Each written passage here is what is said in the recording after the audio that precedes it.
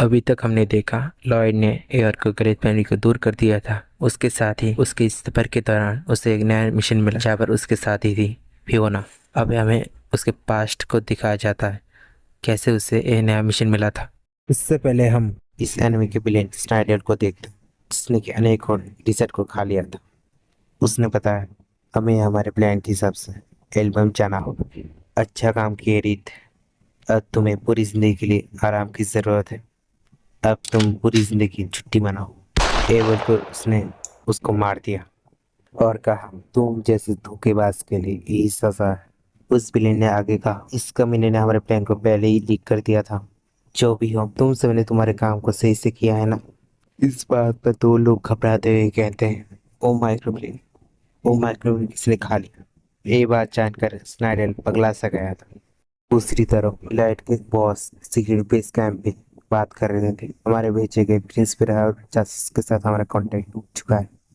इसका मतलब उस स्नाइडर को वो माइक्रोफिल्म मिल चुका होगा, इसलिए शायद उस स्नाइडर ने अपना चाल चलन शुरू कर दिया।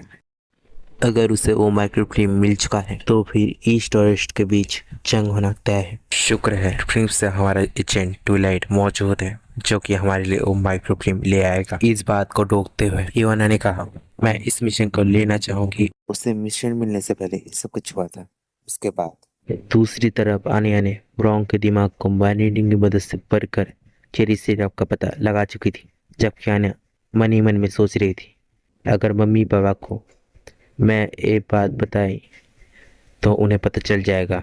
मैं दिमाग पढ़ सकती हूँ और ब्रॉन्क भविष्य देख सकता है। इस सोच में उसने किसी को कुछ न बताकर चेरी सिरप के पते पर चला गया। अब जब आनिया को चेरी सिरप मिल चुका था, वो अपने होटल लौटने जा रही थी। तभी उसे बीच रास्ते से वही ट्रेन वाले किडनैपर्स, जिन्हें की एयर ने बिना पाउडर के धो डाला था, किडनैप करके कार में चले गए। दूसरी तरफ ब्रॉन्क उनका पीछा करने लगा, जबकि एक उड़ते हुए गैंग के डिब्बे ने उसे बेहोश कर दिया। दूसरी तरफ लॉयड आनिया को खाना खाने के लिए बुलाने उसके कमरे में चला गया, लेकिन वहाँ वो नहीं थी और कमरे का खिड़की भी खुली ही थी। ये देखकर लॉयड और आनिया को ढूंढने के लिए निकल जाते। दूसरी तरफ पुलिस वाले भी आनिया की एक अजीब सी तस्वीर लेकर उसे ढूंढने लगे। कुछ देर ढूंढने के बाद उन्हें रास्ते किनारे बेहोश ब्रॉन्क मिलता है।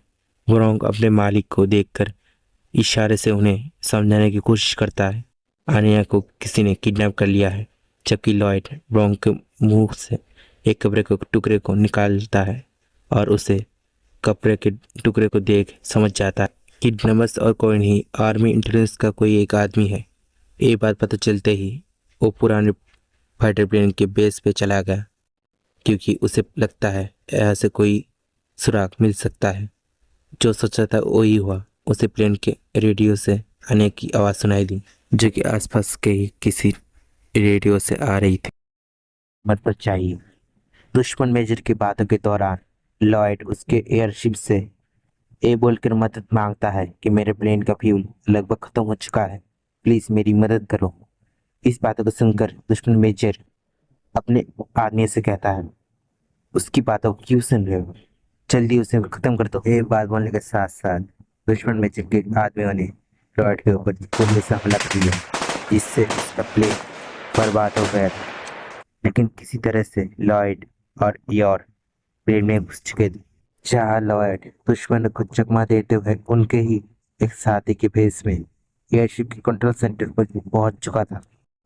अब लॉयड आनिया को बचाने के लिए एक कपड़े के बटन को जानबूझकर फेंकता है और उस बटन को लेने के लिए जाता है। दुश्मन मेजर उसके चलने के तरीके को देख कहता है तुम इतने बुरे होकर जवान की तरह कैसे चल रहे हो। ये बोलते ही उसने उसके ऊपर गोलियां चलाई।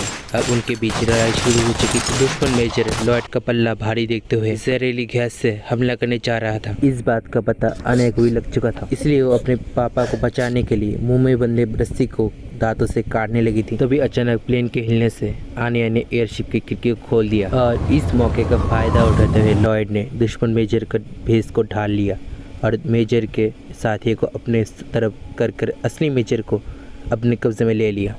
दूसरी ओर जलते हुए प्लेन के बीच रोबोट इंसान से लड़ रही थी। उसका हर एक बार नाकाम होने से वो सोचने लगी थी उसे अब क्या करना चाहिए। तभी आसपास के आग को ध्यान रखते हुए अपने पास रहे लिपस्टिक की मदद से रोबोट के इंसान के आसपास लकीर खींची और उसे आग में जला दी। दूसरी तरफ लॉयड ने आने को बचा लिया था। तभी एयरशिप में धमाका हुआ और दोनों भागने लगे। इस दौरान उनकी मुलाकात एयर से हो गई। इस खतरनाक दुविधा में भी दोनों आनिया को बाकी मम्मी पापा की तरह डांटने लगे थे। तभी जोरों से धमाका हुआ और उन्होंने देखा कि एयरशिप समुद्र में गिरने वाला है। लॉयड ने जल्दी से एयरशिप की दिशा मोड़ी और वे चट्टान पे आ गिरे। तब वे सभी मजाक में बातें कर रहे थे। तभी अचानक आनिया ने अपने हाथों के बीच से एक चीज निकाली। लॉयड ने उस चीज को देखकर तुरंत पहचान लिया कि ये वही माइक्रोफिल्म है जिसके लिए उसे मिशन मिला था। उस खतरनाक जगह से लौटने के बाद लॉयड ने अपने बॉस को वो माइक्रोफिल्म सौंप दी, जिससे खुश होकर लॉयड के बॉस ने लॉयड को ऑपरेशन मिशन को वापस सौंप दिया। दूसरी तरफ आने अपने स्कूल में टीजर बनाने के लिए सारी तैयारी खत्म कर चुकी थी। इस दौरान डेमियन को देखकर आने ने पूछा, क्या तुम टीजर ट्राई करना चाहोगे? डेमियन इसे खाना तो चाहता था, लेकिन उसके ईगो ने उसे खाने से मना कर दिया। आनिया मन में सोचने लगी थी, इस बार भी दोस्ती का प्लान फेल हो गई। आनिया स्कूल से लौटती है और थके अंदाज में कहती है, क्लास अच्छी नहीं हुई और प्रिंसिपल को भी वो टीजर पसंद नहीं आया, क्योंकि असली प्रिंसिपल ने टेस्ट नहीं लिया बल्कि किसी वाइस प्रिंसिपल ने लिया था।